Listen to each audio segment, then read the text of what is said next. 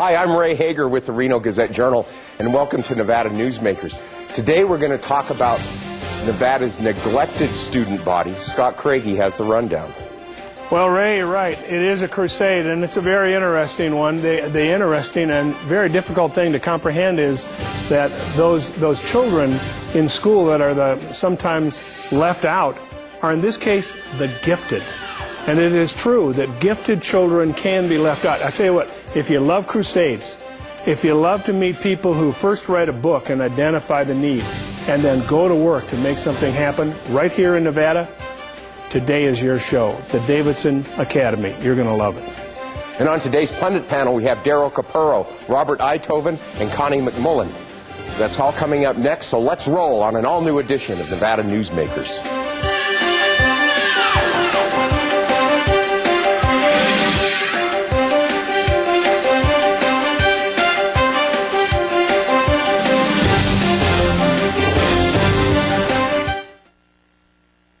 Nevada Newsmakers, brought to you in part by the Tahoe Reno Industrial Center, the world's largest industrial park, the resort at Red Hawk, and the Peppermill family of casinos. Corporations moving to the Tahoe Reno Industrial Center require reliable power, fiber optic communication, and clean water sources.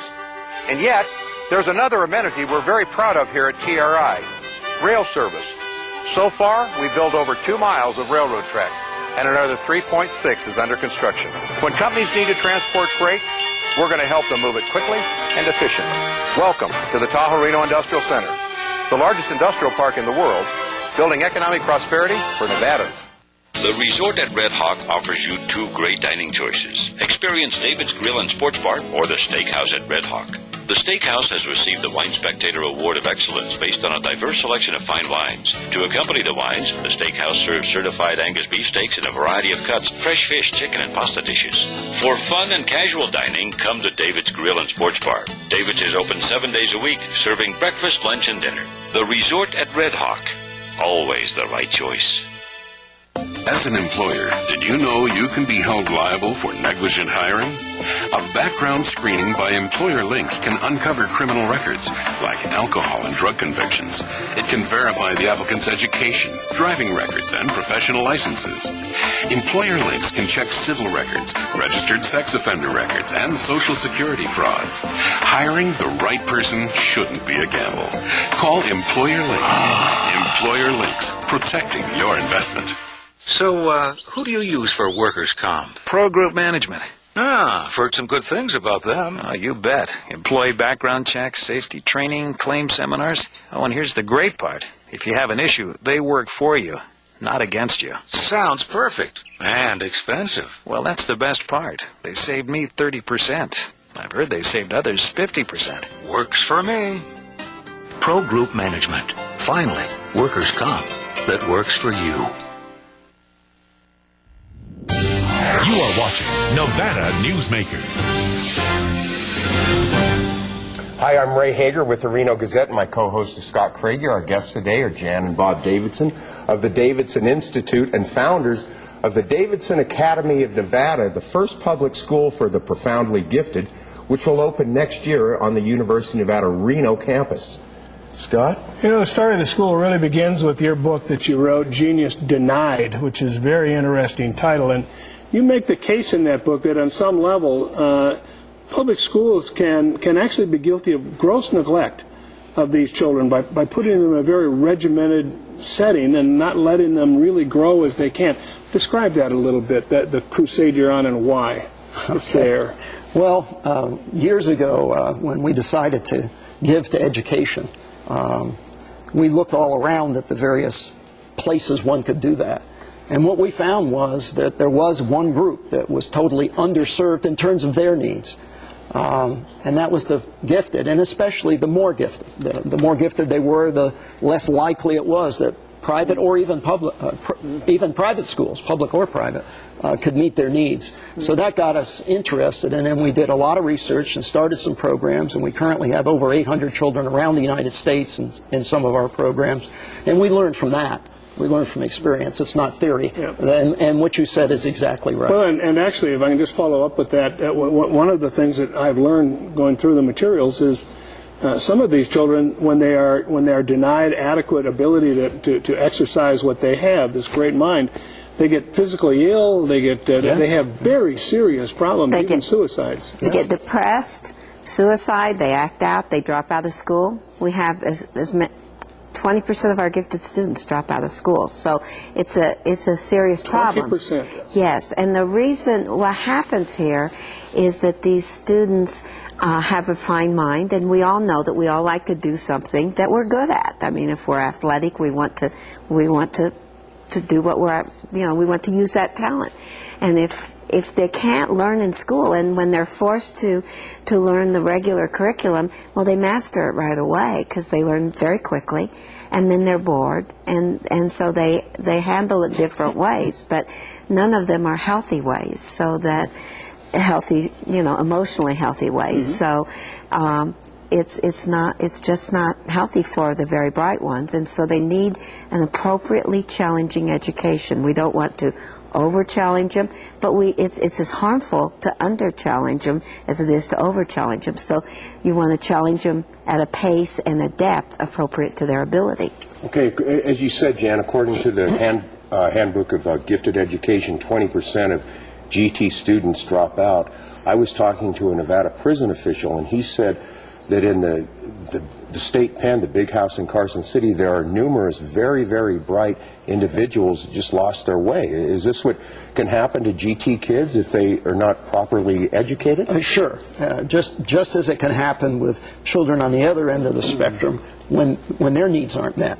And we've discovered that, and the national government and the state governments are putting hundreds and hundreds of billions of dollars into meeting the needs of children who are on the other end of the spectrum and whose needs are not being met by the average education. That problem seems to be addressed. It's a huge problem, but it is being addressed. The problem of the children on the higher end of the spectrum in terms of ability to learn is highlighted by the statistics that you've pointed out here. The nation and the state have not discovered that problem yet, or at least if they have, they haven't addressed it yet. And whenever you're away from the average, your needs are different than the average. And so we think that the folks on the upper end of the learning curve, so to speak, should have their needs at least addressed. Certainly not to the extent, probably in terms of dollars, that'll ever be spent as there are on the other end of the spectrum, but some attention. And it's not all money, by the way. The answer to every educational problem is not throw more money at it. It's usually address the problem in a little different way. So go ahead. And one of those ways is to allow them to learn at a pace according to their ability, and it's very efficient to do that if you group them with their intellectual peers, and that's basically what the Academy's doing, except we're taking the very extremely bright children, the profoundly gifted, and providing them, then once we get them together, they'll be able to be with their intellectual peers, but they'll still be able to pursue their individual interests. We'll have an individual program for each student, an individualized learning plan for each student. So while they'll be with their intellectual peers, which encourages them to, they can bounce ideas off with each other, and it just is a great. So the legislature identified this as a need, authorized it with legislation that passed this session. The governor signed it. Describe just quickly where it's going to be. When it gets started, how many kids will be there. How do you tell us a little bit about this program? Well, I think we actually identified the need for them, but I want to thank the legislature for at least responding. A lot of people bring needs to the legislature. They don't get, especially the first time. You guys did a good job, and they did too. Well, we could have made it a private school because we are funding it. But we wanted this school to be part of the state and to be part of the state's system, so that the state could take credit and be proud of it and show people, not only in the state but elsewhere, that Nevada is responding to the needs of these children, and that these kind of children are welcome here in this state. Well, once we got the legislation, of course, even before that, we had numerous discussions with the university. and President John Lilly out there and his staff have just been tremendous to work with. They welcomed us with open arms. They're helping us find facilities out there. It's been very easy to work with them. So we have a great partner and a great site for the children. I mean, they're going to be able to achieve their needs at that site. We haven't finally nailed down the facilities, but it looks like we have found a temporary facility, which might be 3, 4, or 5 years. But ultimately, we in the university are going to build new facilities. It looks like it might be in the science math building, the new science math building, where we, the Davidson Academy, would have, I guess you would call a wing of it, or we'd have our own entrance in a wing. Okay. Bob, excuse me, if we could just stop it right there for 1 minute, we'll take a quick break, and we'll be right back with the Davidsons and talking about the Davidson Academy at the University of Nevada, Reno. Videotape copy of any Nevada Newsmakers program. Call 775-857-2244. The tapes are $20 each, including shipping. For more than a decade, the Southern Nevada Water Authority has been helping the community embrace conservation as a way of life. That includes replacing more than 50 million square feet of grass with water-smart landscaping. During the worst drought on record, watering restrictions and tough landscaping codes have reduced the community's water use by billions of gallons, even as thousands of new residents were moving into Nevada. That's smart water management, and that's our promise to Nevada.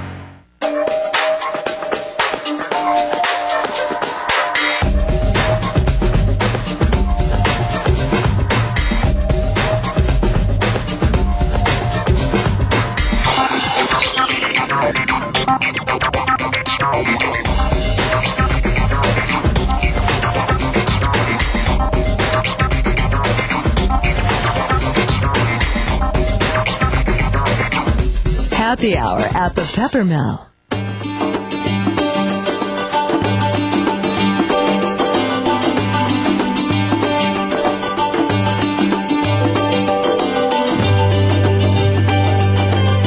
Thanks to an ongoing commitment by America's mining companies, more than 2 million acres already have been reclaimed. To learn more about reclamation or other aspects of mining, visit nma.org. The National Mining Association. Island Inkjet is now open on South Meadows Parkway. Island Inkjet will refill your inkjet cartridges in just 1 hour. We have the ink to precisely match over 240 cartridges, saving you up to 60% on the cost of buying a new cartridge. Our work is 100% guaranteed, and contrary to what you may have heard, refills do not void any printer warranties. You don't throw out your car when it runs out of gas. Don't throw out your cartridges. Refill them at Island Inkjet on South Meadows Parkway by Smith's. And now, back to Nevada Newsmakers. Welcome back to Nevada Newsmakers. We're here with Jan and Bob Davidson of the new Davidson Academy of Nevada. Let me ask you this. You did not get any funding from the state legislature in 2005, although they did enable you to begin the school. Now in 2007, according to your papers, you plan to go back and try to get some kind of funding from the legislature. And I'm wondering, because of that, why not start a GT school in Las Vegas? They have more money, they have more population, and frankly, if you want to get any money out of the legislature, you got to give those Vegas folks something, because they're clearly in the majority. Okay. Jan, do you want to? First of all, we have the Davidson Institute. We live in northern Nevada, so we have the Davidson Institute, which we built the last 6 years with an outstanding team of professionals that are trained in serving profoundly gifted students right here in northern Nevada. And we've built this relationship with the University of Nevada at Reno. We've had the summer program there for profoundly gifted children for the past few years. So we've got professors that are trained in teaching these students. So we had a lot of things going here. And Bob and I, since we're paying for this and since we're very passionate about serving these kids, we wanted to be very hands-on. And this is where we live. This is where we have all these resources. So that's why we chose northern Nevada. Yeah. The school's open for anybody in the state of Nevada. Yes. And in our other programs, we currently have a number of kids from southern Nevada. And indeed, over time, you know, it's conceivable and possible that we would have programs in the southern portion of the state. But we have to crawl before we walk and walk before we run. And, well, there are probably many people that are watching this program right now that are probably thousands of them that are going, you know, my children would really want to know that. So how do you select the children? How do children get referred to this program? Well, we have a very extensive website with the qualifications on the website.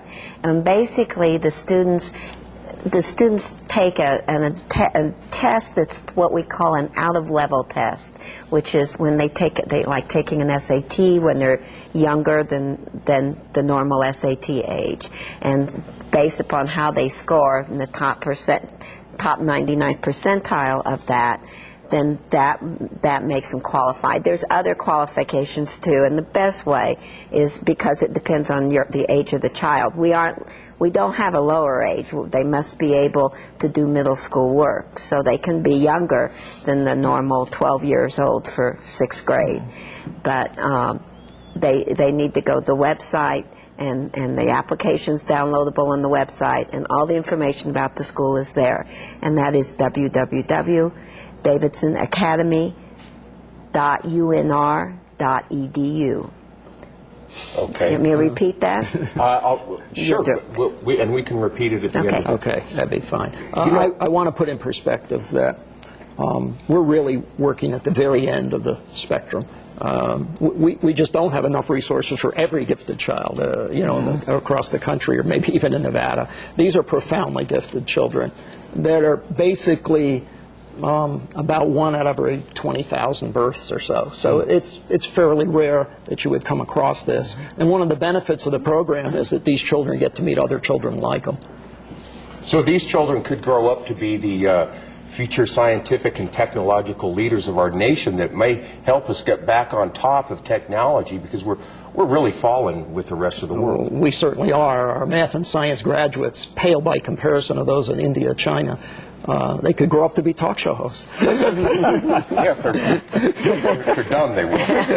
No, but that we are doing this for the students because they really need this. But we are also doing it for the nation because we believe that the nation needs to nurture talent. We need to nurture intellectual talent, and we don't do that in our public schools. Well, and just quickly, I can't imagine what this is costing the two of you, but knowing that you've invested in this is pretty miraculous. Looking long term, and you've just begged the issue, how do you reach out to people that are maybe in other states? Are you going to bring people in? Is it going to be through the university systems? Obviously, this is something that does need to be looked at by others, and maybe other experiments done. Have you thought about that, or are you just too enmeshed in getting started? No, we have. The qualifications, as I mentioned, are pretty high to get into the academy. So, and we have current programs with young children all over the country, about 800 of them, who could meet the qualifications for this school. And among that community, there's great interest. We're watching on the chat boards and that sort of thing. And so we expect numerous families to move to the state of Nevada and bring not only the smart parents, but the smart children here, and take advantage of this school. And I would guess, actually, a majority. Now, we're going to solicit as hard as we can within the state to get every child that's possibly qualified into this school, if we can. But we do expect some new Nevadans to come to the state. Okay, we're going to have to cut it right there. Again, the website is www.davidsonacademy.unr.edu. Okay, we'll be right back with our pundit panel, and we'll talk about Henderson Mayor Jim Gibson is ramping up his campaign today for governor. This is Nevada Newsmakers. Welcome to the Tahoe Reno Industrial Center, just 10 minutes east of Sparks. We're proud that Walmart and other Fortune 500 companies have chosen Tahoe Reno Industrial Center to relocate their businesses. We have sites from under 5 acres to well over 500 acres, and with all of the amenities that every successful corporation requires. Welcome to the Tahoe Reno Industrial Center, the largest industrial park in the world. and we're building economic prosperity for Nevadans. The Nevada Beer Wholesalers encourages the responsible consumption of beer. The Nevada Beer Wholesalers Association are sponsors and participants in many community-based efforts such as school education programs, safe ride home, recycling programs, alcohol-free after-prom and graduation parties, safe voting campaigns, and designated driver programs. They are family-owned businesses employing 2,000 Nevadans. They also collect and pay the state excise tax. The Nevada Beer Wholesalers Association, delivering more than just beer. And now, back to Nevada Newsmakers. Welcome back, folks, to our pundit panel. On today's panel, we have on our far right Connie McMullen, editor-publisher of the Senior Spectrum, Daryl Capurro, Nevada's leading trucking industry lobbyist, and Robert Uithoven, the chief of staff, the director of campaigns for Congressman Jim Gibbons, and, of course, Scott Craigie. Scott, you want to open it up? Well, it's interesting. Let's kick off from where we were with the people that were on as guests. Pretty interesting to see the public sector, the legislature, endorse a school like this, goes to the university. Just generally, this is a very interesting move for the state of Nevada. Well, I think it accomplishes a lot when you get some people that are willing to put private money into a program. And I think the state may follow with some support down the road. I think taxpayers are willing to support a program like this. I'd like to congratulate you on an excellent interview with the Davidsons. I had said on a program, this program that I appeared on quite some time ago, that one of the most neglected areas of education is the gifted area. And so I applaud the interview and the intent for the school. I think it's great for the state of Nevada. You really have to commend these people for the passion they have bringing this segment, these children, to this state, because it will raise the bar as far as the education level. And that has been the goal of the state, from what I understand, to improve on the quality of students that we do have here. This probably will do it. And people know we're falling behind other industrialized countries. I mean, that's not a political issue. It's not a partisan issue. We're falling behind a lot of developing nations right now, and really need to do something about it. Okay, well, let's turn to a political issue now. Yeah, let's look at the same thing. Henderson Mayor Jim Gibson is officially opening up his campaign for governor. Yesterday, his Democratic opponent, Dina Titus, came out with a website, Jim No Dem, that means Gibbons isn't a Democrat, and on the masthead of this is a picture of Mayor Gibson next to an elephant's butt. And I'll tell you, an elephant's butt has a lot of wrinkles in it. It just doesn't look good. Anybody open this out? Daryl, what do you think about this campaign strategy? I had mentioned, again, on a previous program that I don't know Jim Gibson personally, but I did work with, I've been around the legislative process for in my 37th year now, and I did work with his father, who was an excellent majority leader in the Senate. The family has a long history as in the Democratic Party, and I have not seen the website, but I understand that it's not very complimentary. But in my experience, that family has been stalwart Democrats for a long, long time. Well, Connie, does the Gibson's family long-standing tradition in Nevada politics, do you think it really means a lot now, because we have so many newcomers coming into our state that, frankly, they may not know anything about his family history? That's true, and a lot of us aren't familiar with the family or the candidate himself up here in the north. Leave it to Senator Titus to ferret out some of the most politically damaging information, such as his crossing party lines. He doesn't vote party according to this website material, but he votes candidate. And so I think he will probably make a very interesting candidate in this race. I'm not quite sure if we can call him, I hate to say this, but a Republican. I don't know. Is there such a thing? Somebody who doesn't go party lines?